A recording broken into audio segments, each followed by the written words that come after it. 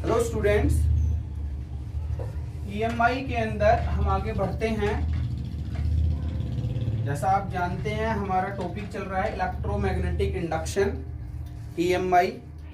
ठीक है, उसके अंदर आपने इसकी डेफिनेशन कर ली, एडी करंट आपने कर लिया, लेंजिस लॉ कर लिया। ठीक है, और अब आगे बढ़ते हैं। उसके क्वेश्चन भी आपने किए होंगे, आई होप। लेंजिस लॉ के ऊपर डायरेक्शन के आपने क्वेश्चन करे होंगे किस तरह से, और इंड्यूस्ड करंट की डायरेक्शन फ्लेमिंग के राइट हैंड रूल से निकालते हैं, वो इसके बाद हम डिस्कस करेंगे। ठीक है, कि फ्लेमिंग का राइट हैंड रूल क्या है। इससे पहले आज हम स्टार्ट करते हैं सेल्फ इंडक्शन। क्या? Self induction. अब देखो, सेल्फ का मतलब खुद, और इंडक्शन का मतलब वही हो गया क्या? इंड्यूस्ड होना। इंडक्शन का मतलब क्या है? इंड्यूस्ड होना। देखो कैसे, कि एक कॉइल है आपके पास,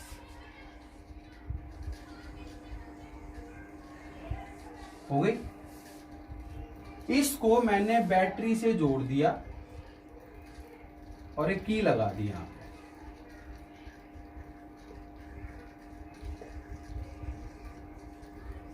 ठीक है, इस की को जैसे ही आप ऑन करेंगे, इसके अंदर क्या होगा? करंट चेंज होगा। पहले करंट कितना था? 0। पहले करंट कितना था? 0 था। अब जैसे ही ऑन करोगे, करंट लगातार क्या होगा? बढ़ेगा। 0 से 1 2 3 4 5 जितना भी होगा, मैक्सिमम मान लो 5 एम्पियर हो गया। ठीक है, जो भी बैटरी लगा रखी है उसके हिसाब से। ठीक है, तो जैसे ही हमने की को ऑन किया, इसके अंदर करंट लगातार क्या होगा? बढ़ेगा। चेंज हुआ। करंट चेंज होते इसके अंदर क्या? मैग्नेटिक फील्ड चेंज होगा, और मैग्नेटिक फील्ड चेंज होते इसके अंदर मैग्नेटिक फील्ड चेंज होगा, और मैग्नेटिक फील्ड चेंज होते इसके अंदर क्या आएगा? फ्लक्स चेंज होगा, और फ्लक्स चेंज होगा तो करंट या ईएमएफ इंड्यूस्ड होगी। क्या होगी? ईएमएफ इंड्यूस्ड होगी। ठीक है, इस डायरेक्शन के अंदर करंट मान लो इंक्रीज कर रहा है, तो जो ईएमएफ इंड्यूस्ड होगी वो इससे जस्ट अपोजिट, इससे जस्ट अपोजिट। ये हमने लेंज लॉ के अंदर पढ़ा था कि जो इंड्यूस्ड ईएमएफ की जो पोलैरिटी है वो क्या है? अपोजिट हो। ठीक है, समझ गए? ये आपका क्या है? सेल्फ इंडक्शन है। तो सेल्फ इंडक्शन क्या हुआ कि एक ऐसा फिनोमिनन जिसके अंदर ईएमएफ या करंट क्या हो जाए? इंड्यूस्ड हो एक कॉइल के अंदर, और उसी कॉइल के अंदर हम करंट क्या कर रहे हैं? चेंज कर रहे हैं। तो क्या लिखोगे? द फिनोमिनन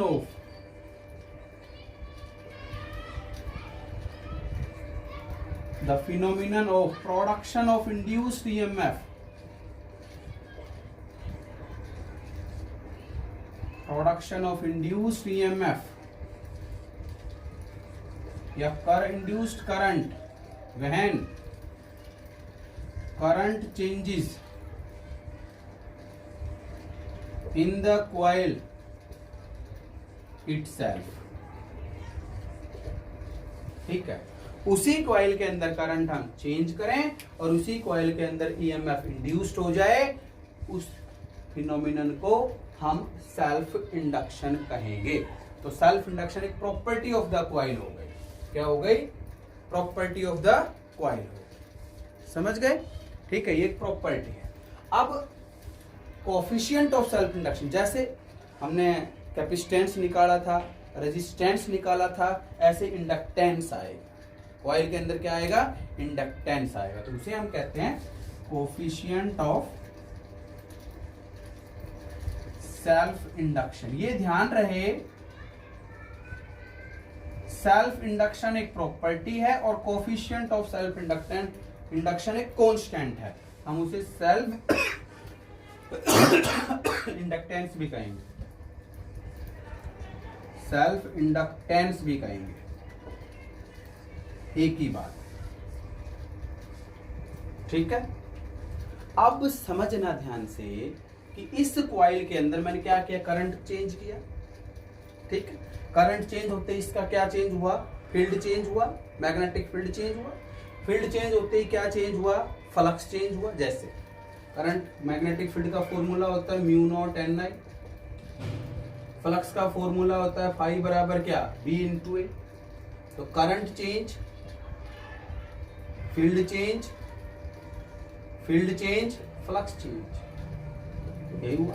तो फ्लक्स किस पर डिपेंड कर गया है यहां से, अब बताओ, करंट के ऊपर। जितना ज्यादा करंट के अंदर चेंज करोगे उतना ज्यादा चेंज आएगा फील्ड में, जितना ज्यादा फील्ड में चेंज आएगा उतना ज्यादा चेंज आएगा किसमें, फ्लक्स में। तो यहाँ पे सीधा लिख देता हूँ फाई प्रेपोर्शनल टू क्या, प्रेपोर्शनल को हटाने के लिए क्या लगाते हैं, कांस्टेंट। फाई बराबर क्या आ गया, एल आई। एल को कहते हैं सेल्फ इंडक्टेंस। क्लियर, एल है प्रेपोर्शनलिटी कांस्टेंट और उसे आप कहोगे सेल्फ इंडक्टेंस। एल क्या हो गया, प्रेपोर्शनलिटी कांस्टेंट और उसे कहेंगे सेल्फ इंडक्टेंस या कोफिशिएंट ऑफ सेल्फ इंडक्शन। ये ध्यान रहे, यदि 1 नंबर में क्वेश्चन आता है डेफिनेशन इसके ऊपर, बोर्ड एग्जाम के लिए बेहद इंपॉर्टेंट टॉपिक है। ठीक है, यदि सेल्फ इंडक्शन पूछे तो ये वाली डेफिनेशन लिखनी है, सेल्फ इंडक्टेंस पूछे तो अब डेफिनेशन में लिखूंगा इसके बाद। ठीक है, यहां से ये आया अपने पास, एल को क्या कह दिया, सेल्फ इंडक्टेंस कह दिया या कोफिशिएंट ऑफ सेल्फ इंडक्शन, एक ही बात है। तो यहां से इतना आप लिख लेंगे, मैग्नीट्यूड ऑफ इंड्यूस्ड ईएमएफ कितना होगा, मैग्नीट्यूड ऑफ इंड्यूस्ड ईएमएफ क्या जानते हैं, d phi upon d t. ऐसे ही वैसे तो माइनस का साइन आता है बट मैग्नीट्यूड ले लिया तो क्या हो गया, plus d by d t of phi की वैल्यू है बी इंटू ए। ठीक है, एरिया और मैग्नेटिक फील्ड की डायरेक्शन यदि सेम हो तो वहां पे थीटा कितना हो जाता है, 0। ठीक है, तो सॉरी फाई की वैल्यू ये पुट कर लो, बी इंटू ए की बजाय बाई फाई की वैल्यू एल आई पुट कर लो। एल को बाहर ले लो, क्या आ गया, डी बाई डी टी। यहाँ पे फाई की वैल्यू मेरी क्या आई है, एल इंटू आई है, आई है ना, इसको पुट कर लो। ठीक है, तो एल बाहर आ गया क्योंकि एल तो कांस्टेंट है, बताया ना, एल तो कांस्टेंट है, तो D I by d T. यहां से अब सेल्फ इंडक्टेंस को हम डिफाइन करेंगे, कैसे, यदि if D I by d T अपने पास 1 एम्पियर पर सेकेंड हो जाए, मतलब 1 आ जाएगी, तो एल की वैल्यू किसके बराबर हो जाएगी, ई के बराबर। एल की वैल्यू किसके बराबर हो जाएगी, ई के बराबर। This implies self inductance of a coil is numerically equal to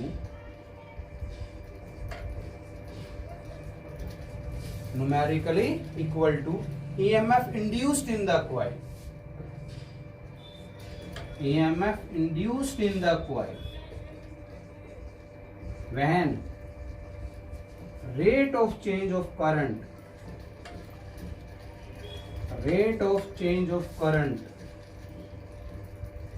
in the coil is 1 ampere per second. ठीक है, यदि करंट जो है वो चेंज हो जाए, किस रेट से चेंज हो जाए, 1 एम्पियर पर सेकंड के रेट से चेंज हो जाए, तो उस केस के अंदर जो सेल्फ इंडक्टेंस होगा वो इंड्यूस्ड ईएमएफ के बराबर हो जाएगा। ये डेफिनेशन जो है वो सेल्फ इंडक्टेंस की है। ठीक है, और जो ऊपर मैंने डेफिनेशन लिखी थी वो सेल्फ इंडक्शन की लिखी थी। इस चीज को ध्यान रखेंगे कि सेल्फ इंडक्शन की डेफिनेशन बोर्ड एग्जाम के अंदर पूछे तो क्या लिखनी है और सेल्फ इंडक्टेंस की क्या, यहां से समझ गए होंगे। डायमेंशन और यूनिट की बात कर लेते हैं। इसकी जो यूनिट होती है वो होती है हेनरी, एसआई सिस्टम के अंदर। ठीक है, क्या, हेनरी, या फाई बराबर एल आई से आप क्या लिख सकते हैं, एल बराबर क्या आएगा, फाई अपॉन आई। तो हेनरी को आप वेबर पर एम्पियर भी लिख सकते हैं क्योंकि मैग्नेटिक फ्लक्स की जो यूनिट होती है वो वेबर होती है, तो आप क्या वेबर पर एम्पियर भी लिख सकते हैं। कई एक आध क्वेश्चन के अंदर आ जाता है। जैसे मैग्नेटिक फील्ड की यूनिट आप बार बार लिखते हैं टेस्ला ही लिखते हैं, बट कई बार वेबर पर मीटर स्क्वायर भी लिखते हैं, या लिखते हैं वेबर पर मीटर स्क्वायर भी लिखते हैं, तो वो यूनिट भी इसकी होती है। यहां से अब मेरे को यदि 1 हेनरी को डिफाइन करना हो, 1 हेनरी को डिफाइन करना हो, तो यहां से देखो इसी से बता देता हूं। E बराबर अपने पास क्या आया है,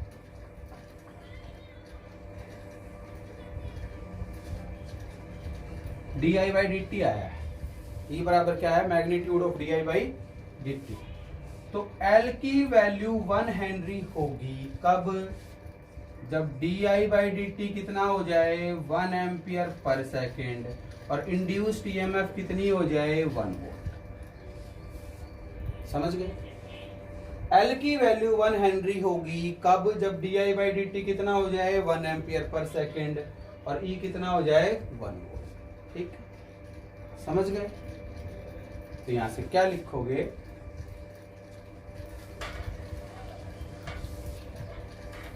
self inductance of a coil, self inductance of a coil is said to be 1 Henry if 1 volt EMF induced in the coil when rate of change of current through the coil is 1 ampere per second. यदि rate of change of current जो है coil के अंदर कितना हो जाए 1 ampere per second हो जाए, उस केस के अंदर जो सेल्फ इंडक्टेंस है वो कितना होगा 1 हेनरी होगा। कितना होगा 1 हेनरी होगा। तो सेल्फ इंडक्टेंस की वैल्यू जो होगी वो आपकी 1 हेनरी होगी, लेकिन कब होगी, जब ईएमएफ की वैल्यू, इंड्यूस्ड ईएमएफ की वैल्यू 1 वोल्ट हो जाए, और जो करंट है कॉइल को कितना चेंज हो जाए 1 एम्पियर पर सेकेंड। उसके अंदर तो वही बात है, उसमें कोई समस्या ही नहीं। इसका डायमेंशन और लिख लेते हैं, डायमेंशन ऑफ सेल्फ इंडक्टेंस। ये ध्यान रहे, वहां लेंथ को भी मैं एल से लिखूंगा, सेल्फ इंडक्टेंस को भी एल से ही लिखते हैं, तो कोई खास बात है नहीं। यहां से एल बराबर क्या आया, E upon d I by d T आ गया नीचे। ईएमएफ क्या, वोल्टेज है, तो वोल्टेज का डायमेंशन क्या होता है, वोल्टेज का डायमेंशन आपका क्या होता है W upon Q. Voltage EMF है, वोल्टेज का dimension work upon charge M1 L2 T minus 2, और चार्ज का होता है 80। तो यहां से मेरे पास आया M1 L2 T माइनस 2, ए ऊपर चला गया तो A माइनस 1 T माइनस 1, ये तो हो गया E का, अपॉन करंट का हो गया A, और अपॉन T तो T माइनस 1। अब इसको सोल्व करके लिख लो आप, t माइनस 1 से t माइनस 1 तो कट ही गया, तो M1 L2 A की पावर माइनस 2 और t की पावर माइनस 2। ये सेल्फ इंडक्टेंस का डायमेंशन आ गया। इसको भी L से ही लिखा जाता है, ठीक है। तो ये आपका सेल्फ इंडक्टेंस का क्या हुआ, डायमेंशन हुआ M1 L2 T minus 2 A minus 2। इस तरह से आप ये करेंगे।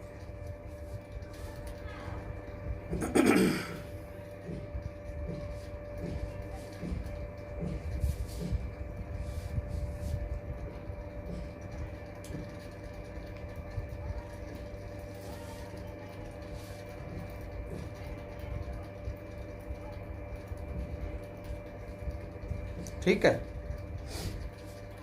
तो इस तरह से आप ये सेल्फ इंडक्टेंस जो है उसकी यूनिट हमने बताई और उसका डायमेंशन हमने कर लिया। तो इतना हमने किया इसके अंदर।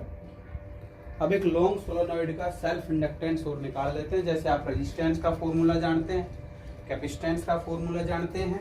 जैसे कैपेसिटेंस का फॉर्मूला आप क्या जानते हैं, क्या होता है, C बराबर epsilon not A by D. Resistance का फॉर्मूला जानते हैं, ml/e² NA टाउ, जानते हैं ना। ऐसे ही सेल्फ इंडक्टेंस का आएगा क्या है, ठीक है। कैपेसिटेंस तो हम किसी भी पैरेलल प्लेट कैपेसिटर की या स्फेरिकल कैपेसिटर की या सिलेंड्रिकल कैपेसिटर की निकालते हैं। रेजिस्टेंस किसी भी कॉइल का निकालते हैं और सेल्फ इंडक्टेंस किसी भी सोलेनोइड का निकालते हैं। क्या निकालते हैं, सोलेनोइड का निकालते हैं। सेल्फ इंडक्टेंस सोलेनोइड कॉइल का आप कैसे फाइंड आउट करें। Self inductance of a long solenoid बेहद इंपॉर्टेंट टॉपिक है। Self inductance of a long solenoid. मान लो एक सोलेनोइड कॉइल है जिसकी लेंथ मान लेता हूं L है, स्मॉल l इसकी लेंथ मान ली। एरिया ऑफ क्रॉस सेक्शन इसका मैंने A मान लिया। इसके अंदर करंट मैंने बैटरी जोड़ करके I फ्लो करा दिया। बैटरी जोड़ लेना है यहाँ पे, क्या फ्लो करा दिया, I फ्लो करा दिया। तो इसका सेल्फ इंडक्टेंस कितना होगा, और सेल्फ इंडक्टेंस कब होगा, जब इसके अंदर करंट चेंज होगा। करंट चेंज होगा तो फील्ड चेंज हो जाएगी, फील्ड चेंज हो जाएगा तो फ्लक्स चेंज हो जाएगा, ठीक है। तो मान लेता हूं L है लेंथ ऑफ सोलेनोइड, A है area of cross section of solenoid,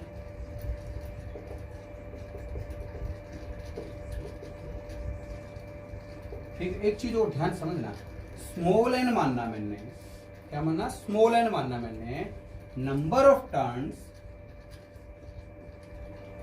per unit length of solenoid. क्या मानना है, number of turns per unit length of solenoid. Total number of turns कितनी होंगी, टोटल नंबर ऑफ टर्न्स कितनी होंगी, capital N क्या length से मल्टीप्लाई करके लिख देंगे। बार बार ये बात हम कर रहे हैं, ठीक है। कितनी नंबर ऑफ टर्न्स होंगी, जितनी लेंथ होगी उससे मल्टीप्लाई। भाई एक मीटर के लिए, एक यूनिट लेंथ के लिए नंबर ऑफ टर्न्स 50 है, तो 5 मीटर के लिए कितनी हो जाएगी, 5 से मल्टीप्लाई 250। सिंपल सी बात है। तो number of turns per unit length के लिए क्या हो जाएगा, n इंटू टाइम, ठीक है। अब समझना, इसका फ्लक्स निकालूंगा। फ्लक्स का फॉर्मूला होता है अपने पास क्या, फाई बराबर, तो जैसे, और मान लेता हूं लेट I है current flowing through the solenoid, तो magnetic field inside the solenoid कितना आ गया, magnetic field inside the solenoid B बराबर कितना आ जाएगा, जानते ही हो, म्यू नॉट n। ये हमने पहले पढ़ा होगा, कहाँ पढ़ा था, ध्यान करो, एम्पियर सर्किटल लॉ में। एम्पियर सर्किटल लॉ की ये एप्लीकेशन थी। एम्पियर सर्किटल लॉ में हमने इसको पढ़ा था। तो फील्ड आ गया, फ्लक्स निकाल लो। तो magnetic flux of each turn off solenoid, इतना लिख लेंगे, magnetic flux of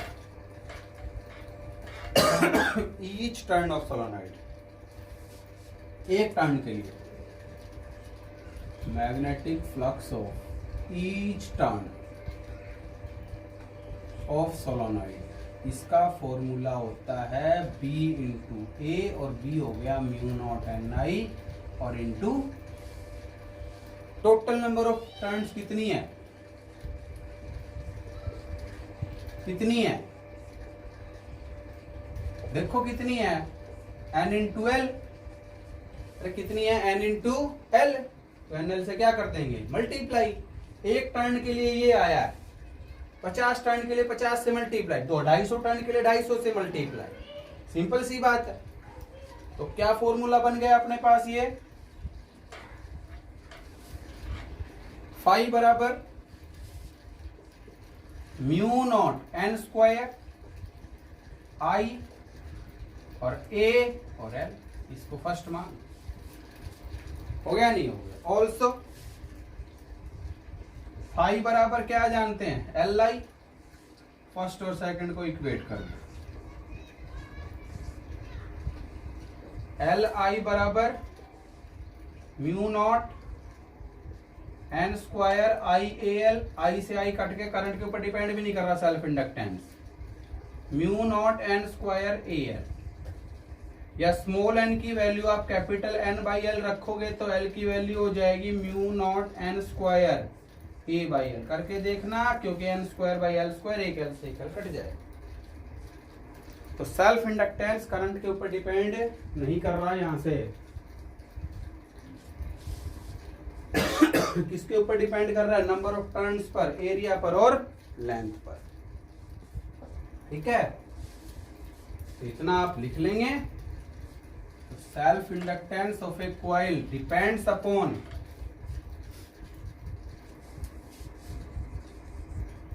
self inductance of a coil depends upon number 1 number of turns of coil, n बढ़ाएंगे तो सेल्फ इंडक्टेंस बढ़ेगा, n बढ़ाएंगे तो सेल्फ इंडक्टेंस बढ़ेगा। दूसरा, area of the coil, area बढ़ाओगे सेल्फ इंडक्टेंस बढ़ेगा। तीसरा, लेंथ ऑफ कॉइल सोलेनॉइड या कॉइल, यहां से लेंथ बढ़ाई सेल्फ इंडक्टेंस कम हो गया, लेंथ बढ़ाओगे सेल्फ इंडक्टेंस कम हो जाएगा, देखो रिवर्स है, इनवर्सली है। और तीसरा परमिएबिलिटी, चौथा परमिएबिलिटी पर, मतलब यदि मीडियम स्ट्रॉन्ग कर दिया, इसके अंदर कोई भी मटेरियल रख दिया, जैसे आयरन रोड रख दी, ठीक है, बार मैग्नेट रख दी, फील्ड स्ट्रॉन्ग हो गया, फील्ड स्ट्रॉन्ग हो गया तो सेल्फ इंडक्टेंस बढ़ जाएगा, ठीक है। क्योंकि जो रिलेटिव होता है वो म्यू टाइम्स, जो म्यू है वो mu r into mu naught होता है। मीडियम के लिए जो म्यू है वो mu r into mu naught होता है। ये कई केस हमने शुरू में पढ़ा था इलेक्ट्रोस्टैटिक्स के अंदर, ठीक है। तो इस हिसाब से सेल्फ इंडक्टेंस आपका वैरी करेगा किसी भी कॉइल का, ठीक है। तो ये जो है आप इतना पढ़ेंगे, ये हमारा सेल्फ इंडक्टेंस के अंदर इतना था, इसको आप लिख लेंगे। इसका series parallel combination next video के अंदर कर देंगे, नहीं तो सीरीज में डायरेक्ट जुड़ता है, पैरेलल में रेसिप्रोकल करके जोड़ते हैं, इतना है, ठीक है ना। तो ये हमारा टॉपिक सेल्फ इंडक्शन हुआ, ठीक है। Thank you.